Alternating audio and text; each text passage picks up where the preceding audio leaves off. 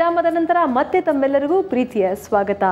ಈಗ ನಾವು ನಿಮಗೆ ತೋರಿಸ್ತಾ ಇದ್ದೀವಿ ಹಣತೆಗೆ ಹೇಗೆ ಕಲರಿಂಗ್ ಮಾಡಿ ಅದನ್ನು ಮತ್ತಷ್ಟು ಸುಂದರವಾಗಿಸಬಹುದು ಅಂತ ತೋರಿಸ್ಕೊಡೋಕ್ಕೆ ಇವತ್ತು ನಮ್ಮ ಜೊತೆ ಇರ್ತಾರೆ ಆಶಾ ಫಣೀಂದ್ರ ಅವರು. ಅವರನ್ನ ನಮ್ಮ ಕಾರ್ಯಕ್ರಮಕ್ಕೆ ಸ್ವಾಗತವನ್ನ ಕೋರೋಣ. ಆಶಾ ಅವರೇ, ಸಿರಿ ಕಾರ್ಯಕ್ರಮಕ್ಕೆ ಆತ್ಮೀಯ ಸ್ವಾಗತ. ನಮಸ್ಕಾರ. ಇನ್ನೇನು ದೀಪಾವಳಿ ಕೂಡ ಹತ್ರ ಬರ್ತಾ ಇರೋದ್ರಿಂದ ಹಣತೆ ತುಂಬ ಪ್ರಾಮುಖ್ಯತೆನ ಪಡೆದುಕೊಳ್ಳುತ್ತೆ. ಹಾಗಾಗಿ ಹಣತೆನ ಕೇವಲ ಹಣತೆಯಾಗಿ ಇಡದೆ ಅದನ್ನ ಮತ್ತಷ್ಟು ಸುಂದರಗೊಳಿಸಿ ಇಟ್ಟರೆ ಮನೆ ತುಂಬ ಕಲರ್ಫುಲ್ ಆಗಿರುತ್ತೆ ಅಲ್ವಾ. ಸೊ ಆ ಒಂದು ಕಾನ್ಸೆಪ್ಟ್ ಮೇಲೆ ಇವತ್ತಿನ ನಾವು ಟೆರಕೋಟ್ ದೀಪಗಳಿಗೆ ಹೇಗೆ ಕಲರಿಂಗ್ ಮಾಡ್ಬೋದು ಅಂತ ತೋರಿಸ್ಕೊಡ್ತೀವಿ. ಹೌದು ಮೇಡಮ್. ಎಷ್ಟು ವರ್ಷಗಳಿಂದ ಮಾಡ್ತಿದ್ದೀರಾ? ನಾನು ಸುಮಾರು 2 ವರ್ಷದಿಂದ ಮಾಡ್ತಾ ಇದ್ದೀನಿ. 2 ದಿವಸದಿಂದ ಮಾಡ್ತಾ. ಹೌದು ಮೇಡಮ್. ಫೈನ್, ತೋರಿಸೋಣಲ್ಲ ನಮ್ಮ ವೀಕ್ಷಕ? ಖಂಡಿತ ಮೇಡಮ್. ಮಣ್ಣಿನ ದೀಪ ಅಲಂಕಾರ ಮಾಡಲು ಬೇಕಾಗಿರುವಂಥ ಸಾಮಗ್ರಿಗಳು: ಮಣ್ಣಿನ ದೀಪ, ಫ್ಯಾಬ್ರಿಕ್ ಪೇಂಟ್ ಮತ್ತು ಬ್ರಷ್.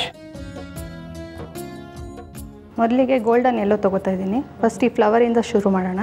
ಅಂದರೆ ಈ ಟೆರಕೋಟಾ ದೀಪದಲ್ಲಿ ಡಿಸೈನ್ಸ್ ಎಲ್ಲ ರೆಡಿ ಇರುತ್ತೆ. Just paint colours combination select ಮಾಡ್ಕೊಂಡು ಹೋಗಬೇಕು ಮೇಡಮ್. ಇದು so combination is important. Combination important. ಈಗ ಗೋಲ್ಡನ್ ಎಲ್ಲೋ ತೊಗೊಂಡಿದ್ದೀನಿ. ಫಸ್ಟ್ ಫ್ಲವರ್ ಕಂಪ್ಲೀಟ್ ಮಾಡ್ಕೊಳ್ಳೋಣ ಮಧ್ಯದಲ್ಲಿ. ಈಗ ಫ್ಲವರ್ಗೆ ಪಿಂಕ್ ಕಲರ್ ಹಾಕ್ತಿದ್ದೀನಿ.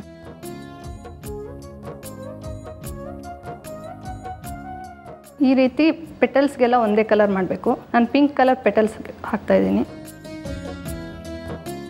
ಆಶಾ ಅವರೇ, ನೀವು ಯೂಸ್ ಮಾಡಿರುವಂಥ 2 ಕಾಂಬಿನೇಷನ್ಸ್ ಕಲರ್ಸ್ ತುಂಬ ಸಖತ್ತಾಗಿದೆ. ಗೋಲ್ಡ್ ಆ್ಯಂಡ್ ಪಿಂಕ್ ಅಂತೂ ತುಂಬ ಚೆನ್ನಾಗಿದೆ. ಅಥವಾ ನೆಕ್ಸ್ಟ್ ಯಾವ ಕಲರ್ ಯೂಸ್ ಮಾಡ್ತೀರಾ ಇವಾಗ ಅಂತ? ಮೇಡಮ್, ಇಲ್ಲಿ ಬಟರ್ಫ್ಲೈ ಇರೋದ್ರಿಂದ ಈ ಬಟರ್ಫ್ಲೈಗೆ ಮಲ್ಟಿ ಕಲರ್ಸ್ ಪೇಂಟ್. ಅಂದರೆ ಎಡ್ಜಸ್ಸಲ್ಲಿ ಬಟರ್ಫ್ಲೈ ಇರೋದ್ರಿಂದ ಎಡ್ಜಸ್ಸಲ್ಲಿ ಬಟರ್ಫ್ಲೈಸ್ ಇದೆ. So different multi colours use ಮಾಡಿ ಪೇಂಟ್ ಮಾಡ್ತೀವಿ. ಈಗ ಪಿಕಾಕ್ ಬ್ಲೂ ಅಂತಾರಲ್ಲ, ಆ ಕಲರ್ ಮಾಡ್ತಾ ಇದ್ದೀನಿ.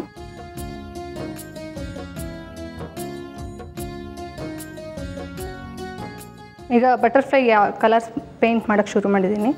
ಫಸ್ಟ್ ಗ್ರೀನಿಂದ ಮಾಡ್ತಾಯಿದ್ದೀನಿ ಬೇಸು.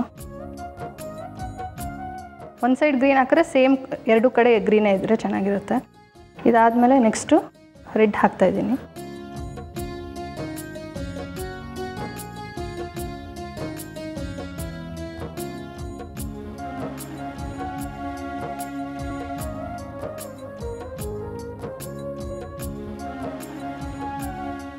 ಆಶಾ ಅವರ ಒಂದು ಬಟರ್ಫ್ಲೈಗೆ ಕಲರಿಂಗ್ ಮಾಡಿದ್ದಾರೆ. ಹೌದು ಮೇಡಮ್. ಇದೇನು ಕಲರ್ ಮಾಡಿದ್ದೀವಿ ಸೇಮ್ ಕಲರ್ಸ್ 5 ಇನ್ನು ಮಿಕ್ಕಿದ್ದು ಅಲ್ಲಿರೋ ಎಲ್ಲ ಬಟರ್ಫ್ಲೈಗೂ ಸೇಮ್ ಕಲರ್ ಯೂಸ್ ಮಾಡಿ ಮಾಡಬೇಕು ಮೇಡಮ್. ಕಾಂಬಿನೇಷನ್ ಸೆಟ್ ಆಗುತ್ತೆ ಮೇಡಮ್ ಆಗ. ಓಕೆ.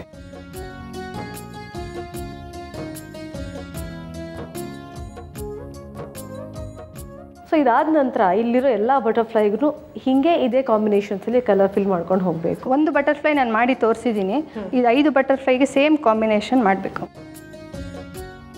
ಫುಲ್ ಹಣತೆ ರೆಡಿ ಆದಮೇಲೆ ಈ ಥರ ಕಾಣಿಸುತ್ತೆ.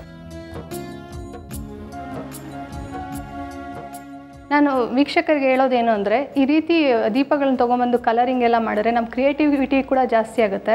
ಅದೇ ರೀತಿ ನಮ್ಮ ಮನೇಲಿ ಹಬ್ಬ ಹರಿದಿನಗಳು ಆಚರಿಸ್ತಾ ಇರ್ತೀವಿ. ಅವಾಗ ಡೆಕೋರೇಷನ್ ಮಾಡಿದ್ರೆ ತುಂಬ ನಮಗೆ ಖುಷಿ ಆಗುತ್ತೆ, ನಾವೇ ಮಾಡಿದ್ದು ಅಂಥೇಳಿ. ಈ ರೀತಿ ನಾವು ಸ್ವಂತ ಉದ್ಯಮ ಕೂಡ ಮಾಡ್ಕೋಬೋದು. ನಮ್ಮ ಫ್ರೀ ಟೈಮಲ್ಲಿ ನಾವೇ ಮಾಡಿ ಈ ಥರ ಮಾಡಿದ್ದೀವಿ ಅಂತ ಹೇಳಿದ್ರೆ ನಾವು ಟೈಮ್ ವೇಸ್ಟ್ ಮಾಡ್ತಿಲ್ಲ ಅಂತ ನಮಗೆ ಒಂದು ಮನಸ್ಸು ತೃಪ್ತಿ ಆಗುತ್ತೆ.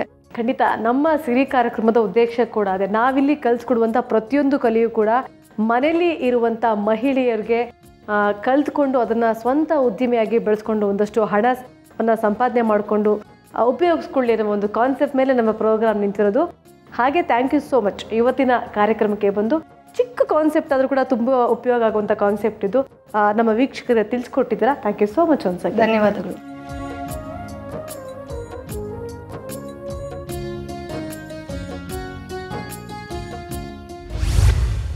ಓಕೆ ವೀಕ್ಷಕರೇ, ಆಶಾ ಅವರು ದೀಪಗಳನ್ನ ಹೇಗೆ ಮತ್ತಷ್ಟು ಸುಂದರಗೊಳಿಸ್ಬೋದು, ಮತ್ತಷ್ಟು ವಿಭಿನ್ನವಾಗಿ ವಿನ್ಯಾಸಗೊಳಿಸ್ಬೋದು ಅಂತ ತಿಳಿಸ್ಕೊಟ್ಟಿದ್ದಾರೆ. ಇದು ನಿಜಕ್ಕೂ ತಮ್ಮೆಲ್ಲರಿಗೂ ಕೂಡ ಇಷ್ಟ ಆಗಿದೆ ಅಂತ ಅಂದ್ಕೊಳ್ತಾ ಇದ್ದೀನಿ. ಈಗ ಒಂದು ಪುಟ್ಟ ವಿರಾಮವನ್ನು ತೆಗೆದುಕೊಳ್ತೀನಿ. ವಿರಾಮದ ನಂತರ ಮತ್ತೆ ಸಿಗ್ತೀವಿ.